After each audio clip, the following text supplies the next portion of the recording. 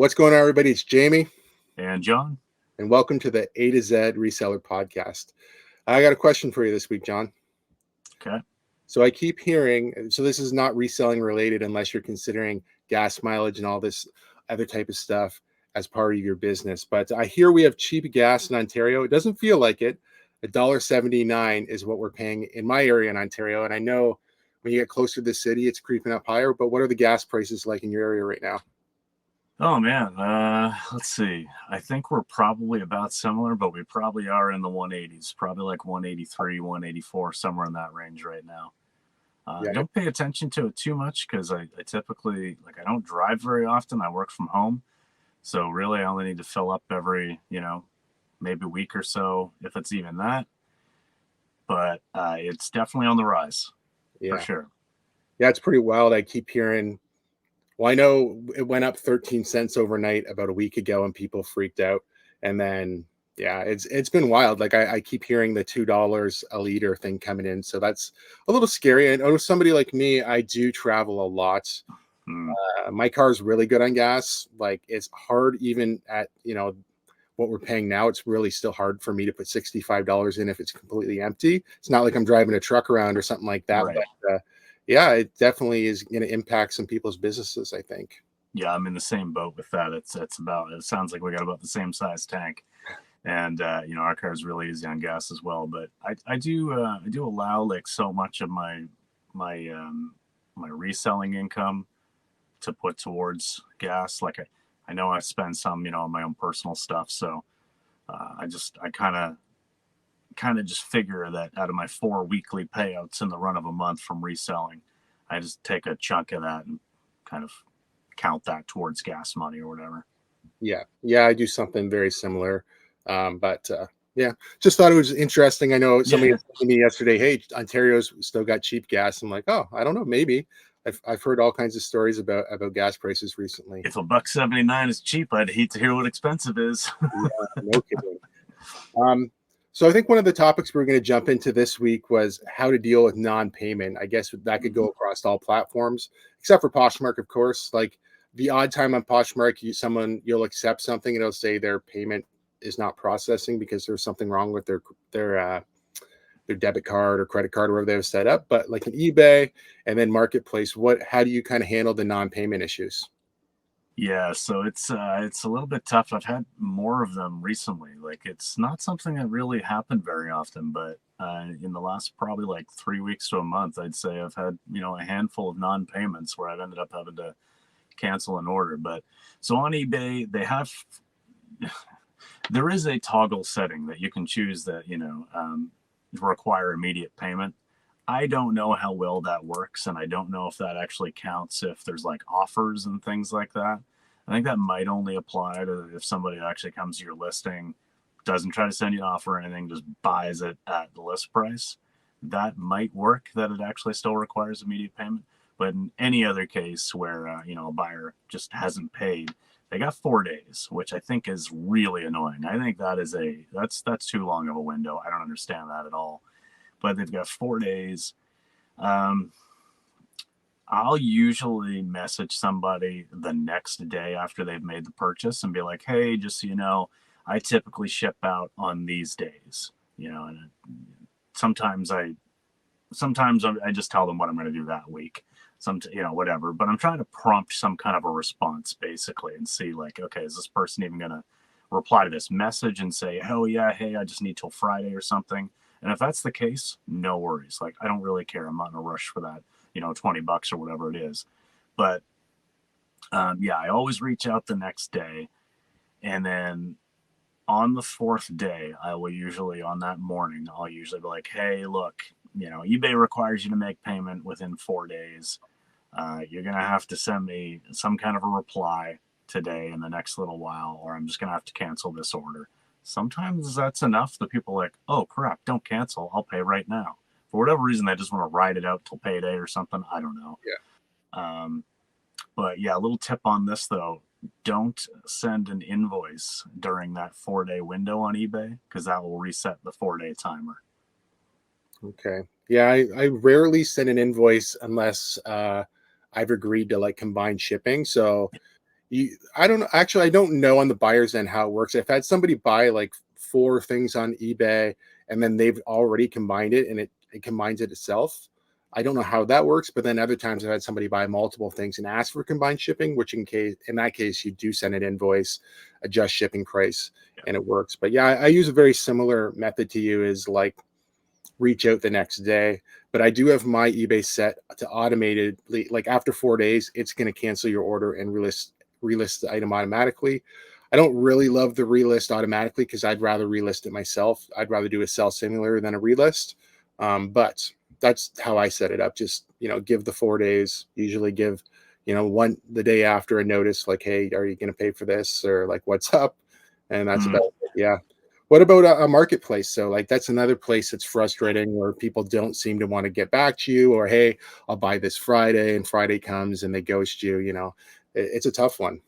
Marketplace is a huge pain in the butt for me because, people, like you say, I don't know if it's because they just think, oh, I'm just buying this thing from some guy down the road. It's casual. They don't really think about it. But like what they may not realize is that like we already have these things listed elsewhere. So this recently happened to me actually. I had a game for the Switch, a Kirby game that I was selling. I had it listed for $40 on Marketplace. Also had it on eBay. And this person, I think on Saturday or Sunday, was like, "Hey, I'm coming through your area on Tuesday. Can I pick it up then?" I was like, "Yeah, that's not a problem. That'll be fine. But I need to know for sure that you're picking it up because I also have this listed on eBay.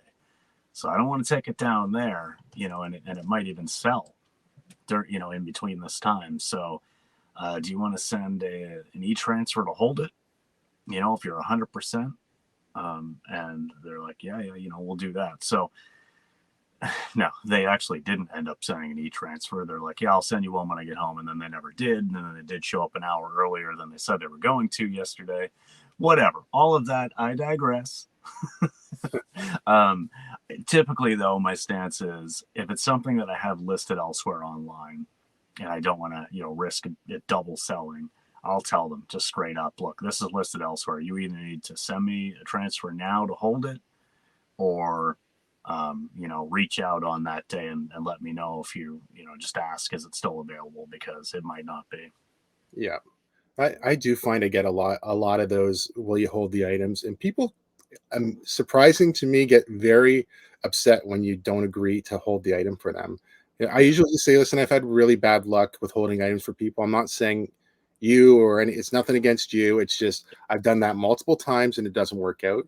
And then just say, if you even want to send me part of the payment, just so I know you're serious, that's fine. Um, I know the other day I actually did hold some. So this happened today, actually. I held something for somebody.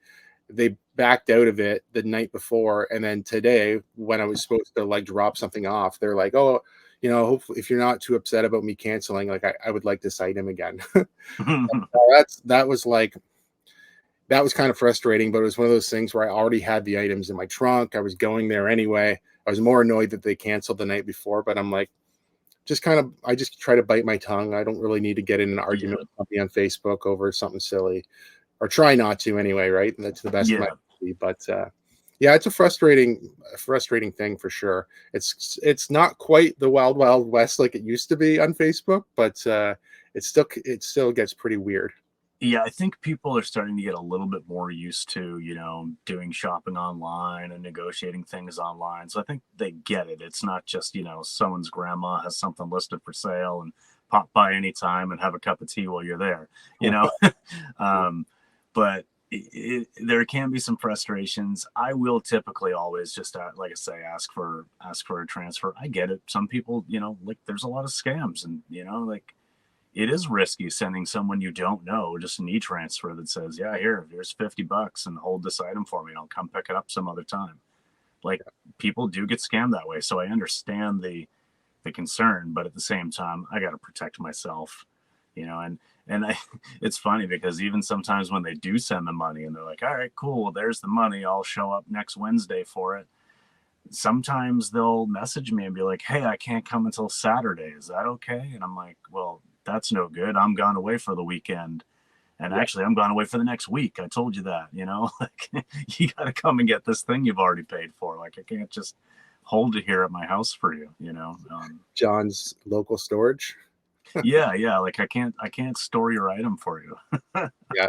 Have you noticed? I got a message from Facebook Marketplace the other day asking about feedback. Did you see that? Where you could, or maybe you haven't received this. It basically I said, didn't. like your past. So they're going to make your seller rating public knowledge, but you have the Okay. opportunity to hide everything that's happened up until now and start fresh. Or if you have a good seller rating on Facebook, they'll allow you to carry that forward so people can see it.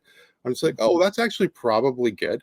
Like, I think for the most part, I've only ever had one bad review on Facebook, and it was because uh, something similar, like somebody wanted me to hold something. I said no and sold it to somebody else, and they were mad that I sold it to somebody else. So they gave me a 1-star rating for that. And I'm like, okay, well, whatever. Like, what's a Facebook rating mean? But yeah, apparently they are trying to become more, I guess, more buyer friendly, or basically kind of show Hmm. how you interact with people, much like every other selling platform, right? But Yeah. Well, that's pretty fair. Yeah. No, I haven't seen that, but I think it's a good idea.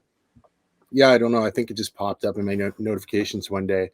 Um, so I think the other thing we're going to talk about today here too was like, and I get a lot of questions about, how to ship things out and what kind of packaging you use. And, for the most part, it's common sense. But, obviously for, some of this stuff you have to purchase, right? Like you have to buy boxes potentially if you can't get it from free. There is no really free place to get poly mailers if you're going to use those in your business. Tape, labels, all that kind of stuff, where do you normally source those things, or is it a combination of places? And obviously I'm thinking it's going to be a write-off of your business too, which is a good thing to mention. Yeah. So for me, when I started out, or not even started out, but just up until, a few months ago, I really didn't have a whole lot of options, or I wasn't aware of as many options, I guess I should say. And I was doing mostly clothing. So a lot of times it was just poly mailers. Every now and then I'd need a box, but I could usually, scrounge one up, right? From all the Amazon purchases I was making. But now I had been using Uline, and Uline does have some good prices on stuff, some good quality things. But man, shipping to my place in Nova Scotia, in rural Nova Scotia, from, I think it comes from like Milton, Ontario, is the new closest one. I mean, I'm paying almost $200 for shipping. So like, because it's coming on a regular like LTL truck, right? So um, I would have to make really large purchases basically in order to really justify that kind of a shipping cost. So a lot of times I'd be buying 8, 10, 12, $1,500 worth of supplies at one time so that I could justify spending that much on shipping, and it all kind of just amortized over all my items. But what I recently started doing, because I didn't realize it, and actually it may have been in our Facebook group, the reseller, Canadian Reseller A group, whatever it is. Yeah. Um, I believe it was there that I saw somebody else saying you can get boxes from Staples. I didn't realize this. Well, Staples does free shipping on any order over like 35 or $50. It's like, oh Yeah. my God, this is amazing. So I get all my boxes from Staples now, and I think the unit price per box might be slightly higher than Uline, but I mean, it's fine. Like I'm still saving a ton of money. So yeah, Staples definitely for that. I actually got some bubble mailers from them as well. I finally ran out of my like 1,000 pack or whatever it was that I bought from Uline last year. So I did get some from them as well. Good price as well. And then for poly mailers, I'll typically just go on Amazon and buy like just cheap poly mailers, for like 10 cents a piece or whatever it is that it works out to. And same as the labels, especially with the Munbin printer. So thank you for the recommendation on that one, because when I was looking for a thermal printer, I had no idea. I thought I was going to have to spend hundreds of dollars on like a Dymo or Rollo or something like that. But yeah, this Munbin was like $100, and it takes any labels at all. I think I did the math on it. I just recently got 1,000 labels, and I think it worked out to like 2 cents a piece or something. So just Amazon for that. Yeah, that's awesome. When you bought the label printer, did you wind up buying it on eBay, or did you buy it on I Amazon? did. No, So I bought it on eBay.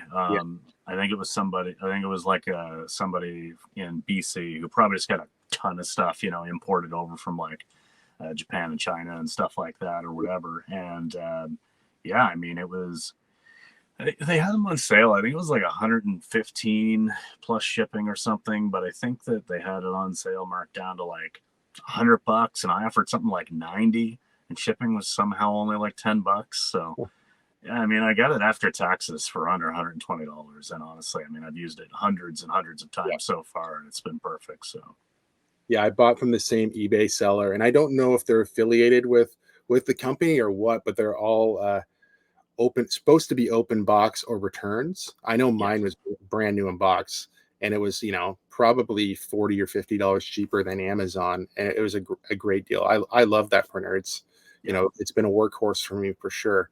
And as far as everything else, yeah, I've had a little bit of beef with Staples, but that is where I get most of my boxes. So I don't. Sometimes they'll do the bubble wrap, like the big rolls, like I have right here. For a while, they were cheaping out and they didn't have this cardboard insert, which doesn't seem like a big deal. And I shouldn't complain about it too much now because I'm just shoving it in this bin.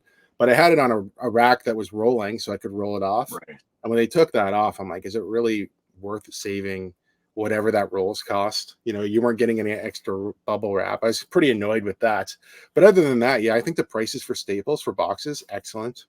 Yeah, Amazon with free shipping, if you buy it from somebody with Prime, like a Prime thing, you really can't complain there. You're going to spend $20, 20, $30 for, some good poly mailers. And then eBay. And if you do have an eBay store, they're not the best deals in the world, but you can use your store coupon, right, to get like tape.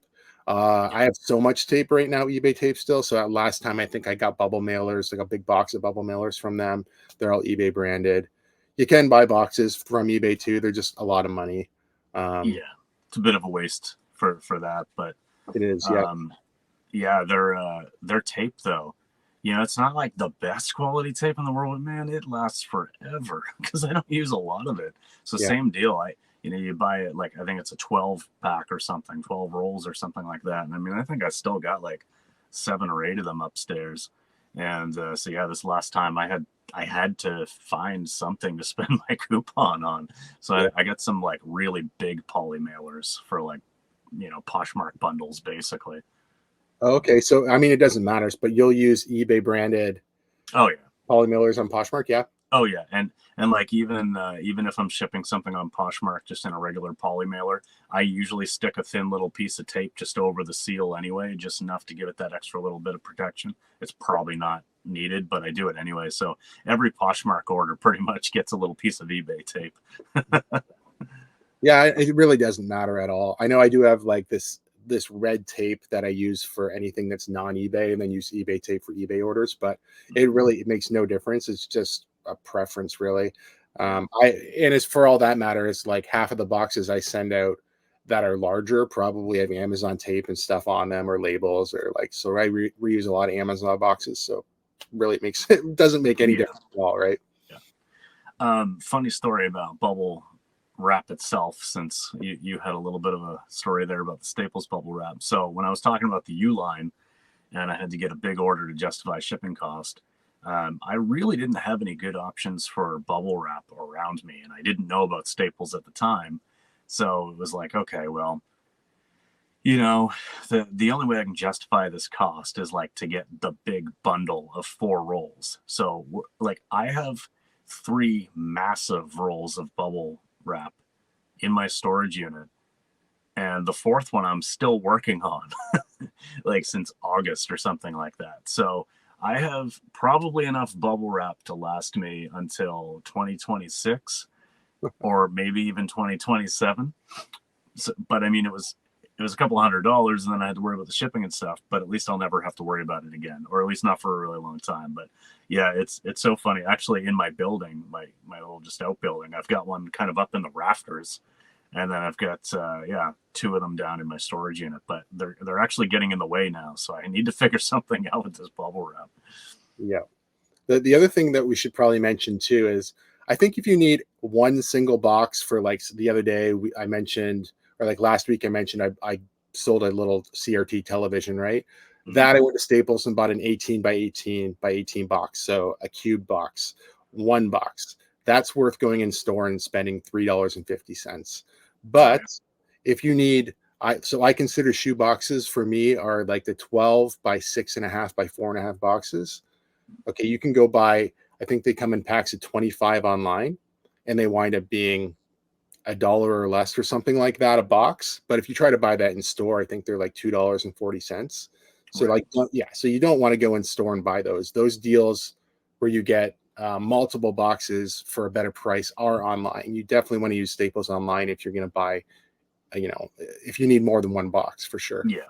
Yeah, definitely. And actually, that reminds me of something. So I don't have a Staples near me now in my rural middle of nowhere area that I live now, but I do of course have a Walmart because they're everywhere. So there was, I think when I sold a typewriter, I needed a pretty big size box, and I didn't really want to Frankenstein something out of two smaller ones. Like I wanted a really good sturdy box that was going to hold this like 30-pound item. And so I did just get a box at Walmart. It might have cost me like $4 or $5 or something like that for probably around the same size, an 18, 18, 18 or something like that. But so maybe it wasn't even $4 or $5. I don't really know. But, they do have like those moving box style ones there. Like I would assume most stores, if mine have them, there's a small little area by the crafting section. So that's an option as well if you need that kind of one-off. And actually, I got a couple rolls of craft paper there as well, like the big rolls. Because when I sold I had like the full Rock Band drum kit, set, guitar, the whole bit, like still in its original box. So it was huge, right? And I didn't want to like wrap that in more cardboard and try to figure out how to put this massive box in a box.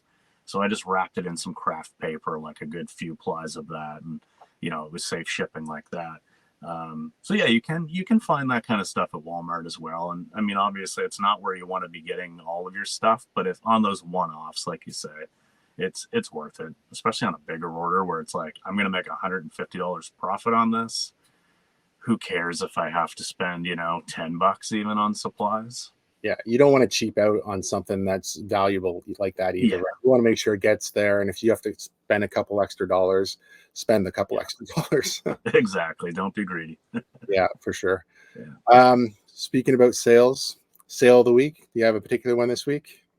I have one this week that isn't a massively huge sale or anything, but it's something that's I've had for a long time. I've had it for about a year, and I picked it up completely on a whim. I didn't comp it. I was at my local regular thrift store chain, and they had a 50% off sale. And so I was being a little less selective on what I was picking up. And I was like, you know what? This is going to work. This will sell. I'll buy it for, would it come to like 350 or something after tax? And it was this, I don't know how to pronounce the brand. It's either literally pronounced like I ride on or like Iridian or something like that. But it's like equestrian pants. It's like horse riding pants, Okay. new with tags, a women's 3X in like brown. And it's got like the little knee kind of pad sort of deal built in. And I mean, when I was looking these things up after I got home, and I was actually like, okay, how much does this stuff actually sell for? Like, this brand appeared to be selling in the hundred to $120 range. I've had it for a long time, and I've been dropping the price over time, but it sold for $50 on Poshmark for something that cost me $350. Yeah, it did take about a year to sell, but honestly, that's a sale of the week for me because I'm happy to see it go. And I did get about as much money as I thought I would get for it. It just took longer than I thought. Yeah. Sometimes that's just it's looking for the right person. It's Yeah. not like it's a pair of pants, it's just casual pants to wear every day. Yeah, That particular pant is for somebody horseback riding, right? So exactly. it And, definitely, and in a particular size, a 3X, like, that's a smaller sample size of potential buyers than say like a size 12 or 14 or something, right? yeah. I picked something up from the Goodwill bins that's very similar. Well, it's not similar to horseback riding, but they're a pair of vintage, like denim, what do you call it? Like mechanics pants, but they're Oh like yeah. Yeah, and they're the size like 54, which I think is like 2X or something like that. And Yeah. that's going to be a particular person who wants those, but they will sell for $50 eventually. They're just not going to sell to absolutely anybody, because the only other person besides a mechanic is if you want to dress up like maybe like Jason from like Friday the 13th. That would be the only other Right. person to wear those, right? Like, which Yeah. is a good idea. Maybe I should hang on till Halloween, but Yeah. Just put cosplay in your title. Mechanic cosplay. yeah, that's a good idea. Yeah, maybe we can figure out a new way to sell them. How Yeah, about yourself? yeah, I had a good sale of a pair of boots, and these boots are from the Goodwill bins. And it's funny, the longer that I've been going to the bins, I noticed that people know what you're kind of into, and they'll grab stuff for you and throw it to you. So there's lots of times where someone's like, "Hey, you do better with these," or hand you something, and you don't even find them yourself. Somebody just is like, "What do you think? Do you want these?" If they're there, just there's some people there that are just there for golf clubs, that are there just for like metal or electronics, or some people go there just for records. And a lot of people see me digging through like the shoe bins and stuff like that. Even when everybody else is off with the new bin, the new shiny thing, I'll still be looking through the shoe bin, looking for something somebody missed or something I will sell. But yeah, somebody handed me these. They're a pair of Under Armour boots, which I didn't know Under Armour made boots, Hmm. but they're like a tactical military style boots. And the last ones I seen sold were like between $60 and $80. I took a best offer on mine for I think $60, but being that they came from the bins, they're heavier. I probably paid $5 for them. Yeah. I also thought, because I just listed them within the last couple of weeks anyway, I thought maybe I'd have to sit on them all summer, and then maybe in the fall they would sell. So them selling now for $60, I couldn't be any happier. And if I do see them, other places, now I'll know to pick them up, because a lot of times Under Armour, like in shoes, is not something I would like pick up. But apparently the boots, because I guess Under Armour does make a lot of military type stuff, right? Like, Yeah. yeah. Yeah. But yeah, I just thought that was an interesting one, because I probably wouldn't have picked up those boots myself at a thrift store, but the Goodwill bins, it's worth taking a chance on something like that. Well, yeah, no, that's cool because not only did like you didn't find them, Not really. you learned something, you made a quick sale. Like, yeah, that has a lot of that's factor stacking. That's what that is. So, we talk about that sometimes when you're listening, you're thinking about picking stuff up, like, you want stacking factors, many different things that are going for it. Well, there you go, you get that for your sale. And yeah, I mean, I would have done the same. I'd have taken a $60 offer now than holding out, what, 6 months from now, maybe you get closer to 80. Yeah. Yeah, probably. I mean, you definitely could. Yeah. I'm in the mindset of trying to move items. So, Yeah. do I really need to for any other reason besides that I just want to clear stuff out? Because I just want to give myself more opportunity to have space to pick stuff up, because I Yeah. do really feel like the things that I'm currently doing are not going to stop, but I'm also going to have an influx of stuff from yard sales, garage sales. There's a whole bunch of like community sales coming up in my area. A bunch of churches are having church sales. Lots of opportunities to buy things cheap. So I want to make sure Yeah. I can move stuff out to make room for new stuff. Exactly. Yeah. And I would always take $60 now versus $80 6 months from now. Yeah, That's buying power. yeah, for sure. Especially on an item that's almost a question mark to you anyway. It's not like it wasn't ever a sure thing. Um, so we're gonna have all these new opportunities here to like source in new ways, and and sometimes when you're out when you're not in a thrift store and you're not seeing the same type of things, you'll run into different things that maybe you don't see other places. Are there any things that are maybe taboo for you to sell that you wouldn't pick up, or are you just an open book and you'll sell anything? Yeah, I've put some decent thought into this question, prior to us recording this. And I gotta say, man, I tried really hard to find something or to think of something that I wouldn't sell. And other than things that would probably get flagged anyway as just being completely inappropriate, like, there might be some things you get away with selling on eBay, like, that's memorabilia that you could call like wartime memorabilia. But like, I'm not going to sell like some, Nazi sigil of some kind, even if it's like for, collectors, whatever. So even if it was legal to sell that thing and eBay would allow it, maybe, that's something I just, I'm not going to get into. But I mean, really, just anything that isn't going to get flagged as inappropriate, like anything that is legal to sell, I'm probably going to sell it if I can make money. Like, I really have no issue with that. I mean, I'm like, I'm the guy flipping through dresses at the thrift store while the old people are like, you see that guy over there flipping through the dresses? Like, so I don't care, like it doesn't mean anything to me, really. Obviously there's things that I won't sell anymore. I won't pick them up anymore because I thought they would perform well and they just didn't. Like, when I got started, I thought certain brands or whatever were like, oh, these are really good. Your Tommy Hilfiger polos and your, Athleta leggings and stuff, all these things that are mass produced and most of them aren't worth a lot of money. I just had this preconceived notion that they would be good and I didn't comp everything, and there you go. So yeah, other than stuff that I would no longer pick up because I've learned better, I really can't think of anything I wouldn't sell. Yeah, for the most part, I feel the same way, and I think you kind of hit it pretty good for me there too. So, like a few weekends ago, did you see the Wayne Gretzky thing I picked up here? I did, yeah. So this was from a guy who did like house clear outs and did like, I think he just bought stuff everywhere. Like it was just a collection of stuff. And he actually said to me, "Oh, I wish you would have came a week from now." Because when I kind of told him what I did and stuff, he's like, "This is like, there's nothing here compared to what's normally here. But this is the only thing I really found." But he wound up, when I went to leave, I also told him I had a YouTube channel too. So he potentially could be watching this. I have no idea. But he handed me these coins, and they were reprint coins of like some sort of Nazi coin. And he said, "Oh, here, if you got an antique booth, maybe, somebody would appreciate these." And I'm like, huh. I felt uncomfortable having them having them in my presence.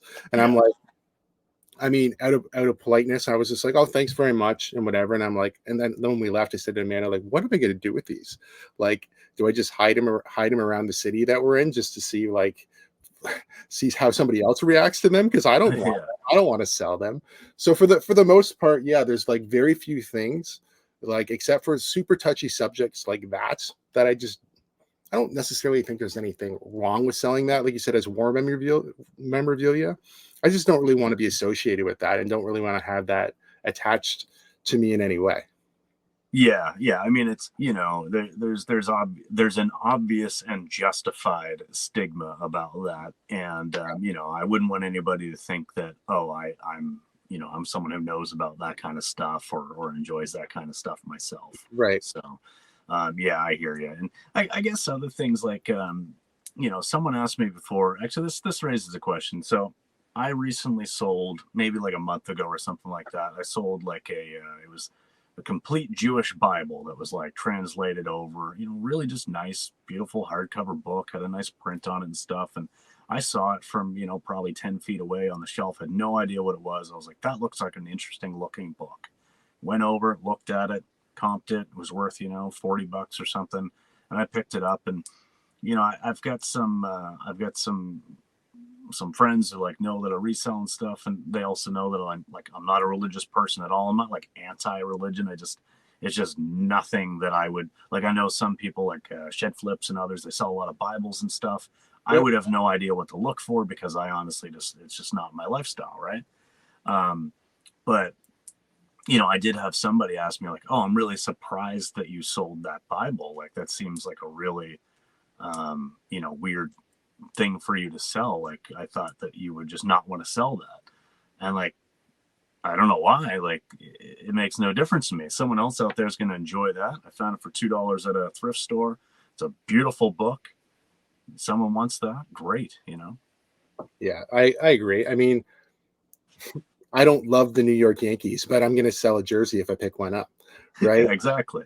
I mean, I've been to the Yankee Stadium. It's great. I watched the game there, but I mean, like, yeah, I mean, I don't think of it much different. And as far as, I don't mind selling Bibles or like those type of things, that doesn't bother me at all either. Like, I could see it being touchy for some people, but it's really, I don't really see a harm in it, right? Like it's just something that sells. I don't see it much different than selling anything, to be honest. Especially when it's not really, hurting anybody. Exactly. Yeah, exactly. Hey, speaking of hurting somebody, I'll share this only because we're in the middle of this. We're recording this podcast, and I see on my screen pop up an offer. This might be the lowball offer of a lifetime, and I have to share it here because this is just crazy. I recently listed my entire GameCube collection to eBay. 56 games, some pretty decent ones in there. Obviously, I'm willing to take offers, but I put it up for like $750. I think it's got a price charting value of around $1,000. Someone literally just offered me $10. Yeah. $10 on a $750 listing. Oh man, I feel worse about that than selling any Bible or anything like that. I can tell you that. That's crazy.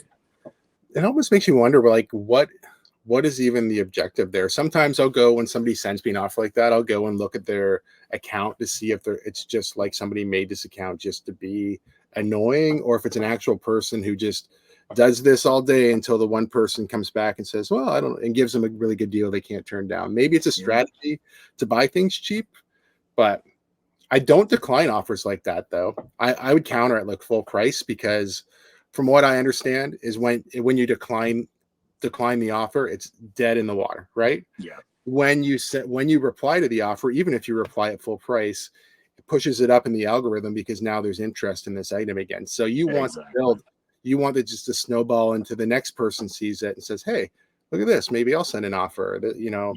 So yeah, I would send like an aggressive offer with like 1% off. Yeah, I might reply. Like, I think I got it listed for $749.99. I might go back with $749.98, or whatever the minimum is that will allow me to take off, with the with a message attached to it, like, thank you for the boost in the algorithm, or something to that effect. Yeah.